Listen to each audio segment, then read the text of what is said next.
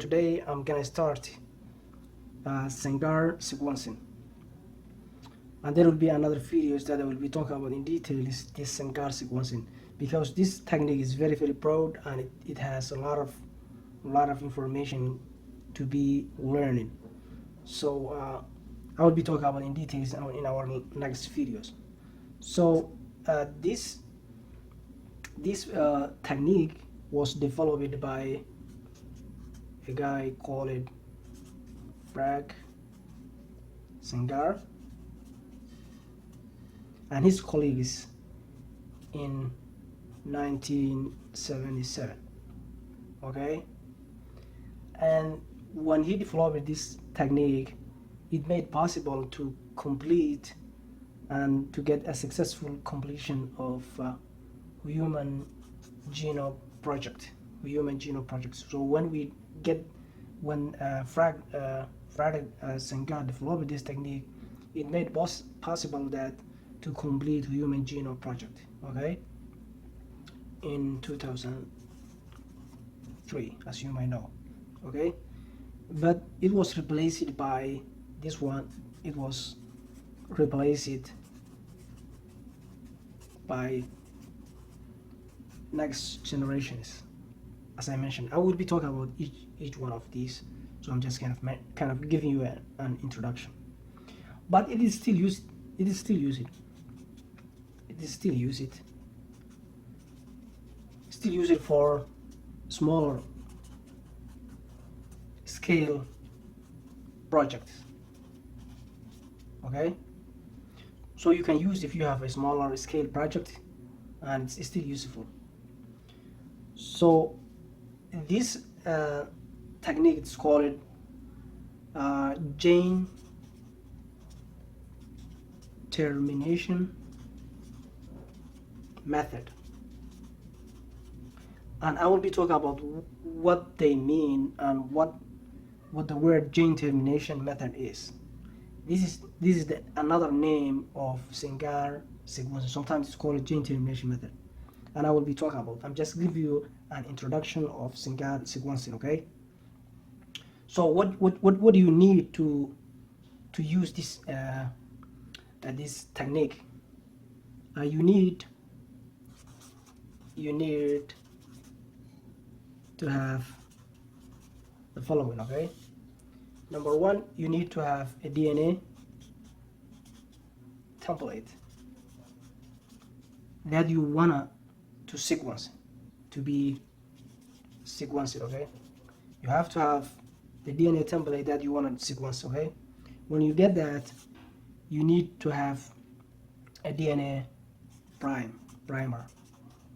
DNA primer is a short piece of a DNA that acts as a starter. So it acts like a starter for the polymerase. Okay, polymerase.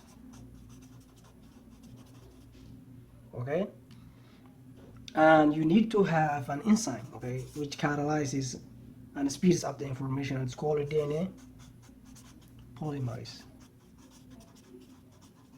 Okay, that's an enzyme. Okay, enzyme, sorry.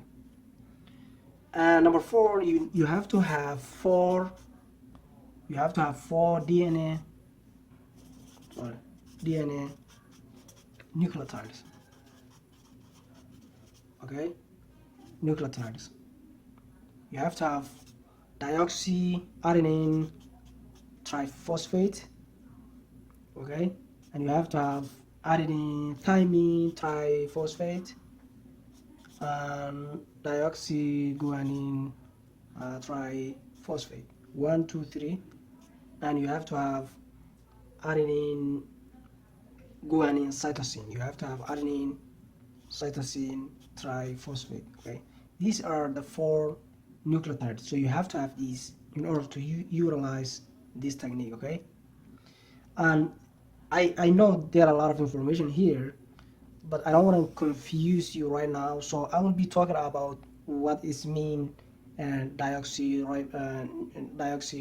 nucleotides and what they stand for. I will be talking about, because I want to talk about and start in our next video what to call it deoxynucleotide triphosphate,